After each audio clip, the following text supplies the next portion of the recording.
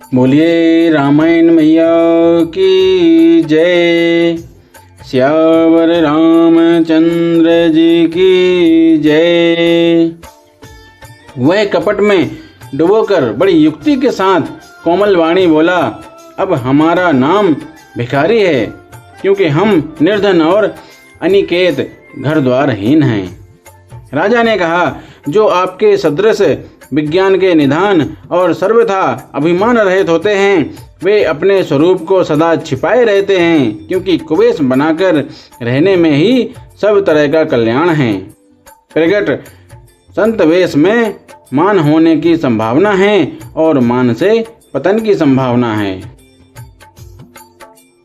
इसी से तो संत और वेद पुकार कर कहते हैं कि परम अकिंचन सर्वथा अहंकार ममता और मान रहित ही भगवान को प्रिय होते हैं। आप शरीर के निर्धन भिखारी और ग्रहहीनों को देखकर ब्रह्मा और शिव जी को भी संदेह हो जाता है कि वे वास्तविक संत हैं या भिखारी। आप जो हो सो हो, अर्थात जो कोई भी हो, मैं आपके चरणों में नमस्कार करता हूँ। हे स्वामी, अब मुझ पर कृपा कीजिए। अपने ऊपर राजा की स्वाभाविक प्रीति और अपने विषय में उसका अधिक विश्वास देखकर सब प्रकार से राजा को अपने वश में करके अधिक स्नेह दिखाता हुआ वह कपट तपस्वी बोला, हे राजन सुनो, मैं तुमसे सत्य कहता हूँ, मुझे यहाँ रहते बहुत समय बीत गया है। अब तक ना तो कोई मुझसे मिला और ना मैं अपने को किसी पर प्रकट करता हूँ, क्योंकि लोक में प्रतिष्ठा अग्नि के समान है, जो तप रूपी वन को भस्म कर डालती है। तुलसीदास जी कहते हैं, सुंदर वेश देखकर मूढ़ नहीं, मूढ़ तो मूढ़ ही है, चतुर मनुष्य भी धोखा खा जाते हैं।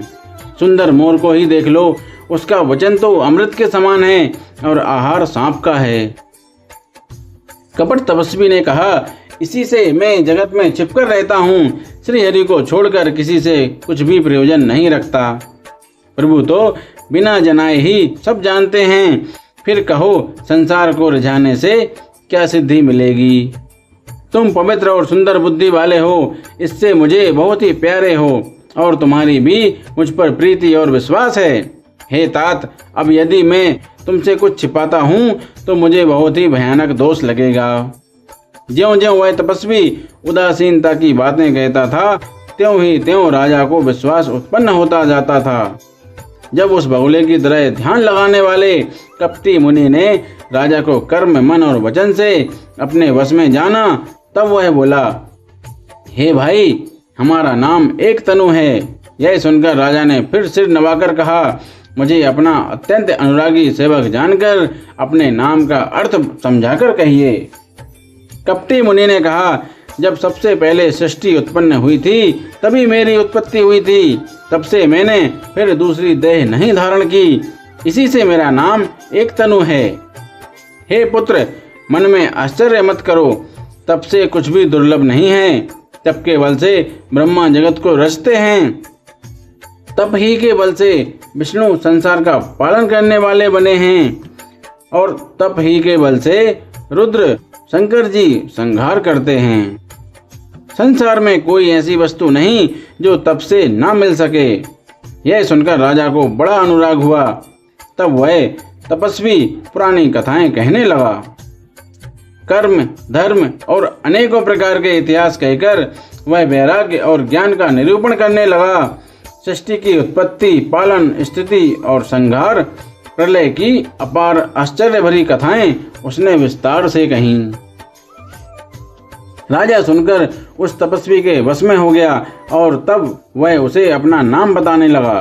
तपस्वी ने कहा, राजन, मैं तुमको जानता हूँ, तुमने कपट किया वह मुझे अच्छा लगा।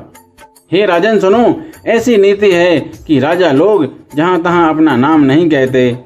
तुम्हारी वही चतुराई समझकर तुम पर मेरा बड़ा प्रेम हो गया है। तुम्हारा नाम प्रताप भानु है। महाराज सत्यकेतु तुम्हारे पिता थे।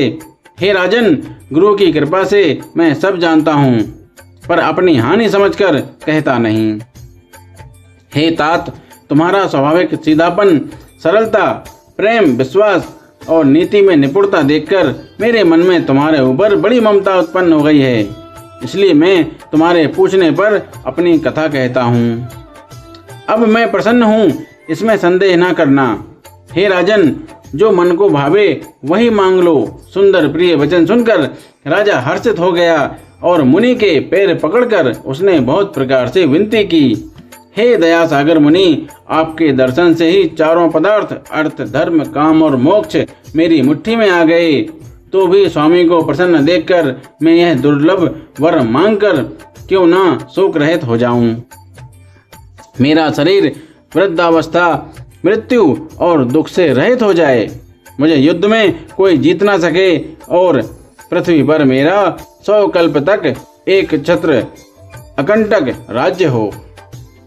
तपस्वी ने कहा, हे राजन, ऐसा ही हो, पर एक बात कठिन है, उसे भी सुन लो। हे पृथ्वी के स्वामी, केवल ब्राह्मण कुल को छोड़कर काल भी तुम्हारे चरणों पर सिर नवाएगा। तप के बल से ब्राह्मण सदा बलवान रहते हैं, उनके क्रोध से रक्षा करने वाला कोई नहीं है।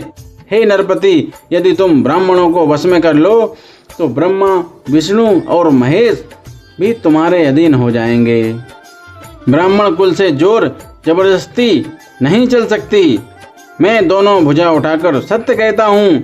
हे राजन सुनो, ब्राह्मणों के शाप बिना तुम्हारा नाश किसी काल में नहीं होगा। राजा उसके वचन सुनकर बड़ा प्रसन्न हुआ और कहने लगा, हे स्वामी, मेरा नाश अब नहीं होगा।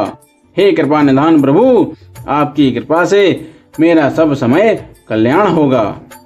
एवमस्तु, ऐसा ही हो कहकर वह कुटिल कपटी मुनि फिर बोला, किंतु तुम मेरे मिलने तथा अपने राह भूल जाने की बात किसी से कहना नहीं। यदि कह दोगे तो हमारा दोष नहीं। बोलिए रामायण मैया की जय। सियावर रामचंद्र जी की जय।